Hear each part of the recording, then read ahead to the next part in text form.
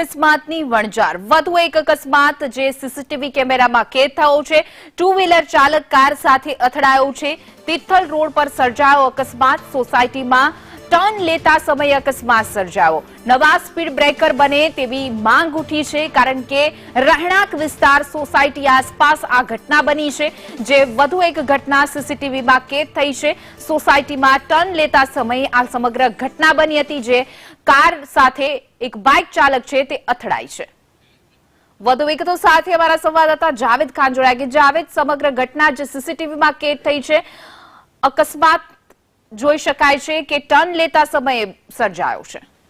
હા જી, બિલકુલ સાચી વાત છે। વલસાડ શહેરના રહેણાંક વિસ્તાર એટલે કે પોસ્ટ વિસ્તાર તિથલ રોડ છે, જે વરચક વિસ્તાર છે। સૌથી વધુ ટ્રાફિક આ જ વિસ્તારમાં રહે છે। અહીં આ જે સોસાયટી છે એની બહાર પહેલા સ્પીડ બ્રેકર બન્યા હતા, પરંતુ નવો રસ્તો બન્યા બાદ સ્પીડ બ્રેકર જે છે એ દબાઈ જવાથી હવે ત્યાં સ્પીડ બ્રેકર નથી, જેના કારણે આ રોડ ઉપરથી વાહન ચાલકો જે છે વાહનો પોતાની સ્પીડમાં હંકારતા હોય છે। ત્યારે આજરોજ જે આ પ્રકારની એક ઘટના સામે આવી છે, કાર જે છે એ સોસાયટીની અંદર ટર્ન લઈ રહી હતી, ત્યાં જ એક મોપેડ સવાર આવીને કારમાં અથડાય છે અને સમગ્ર દ્રશ્ય જે છે સીસીટીવીમાં કેદ થયા છે।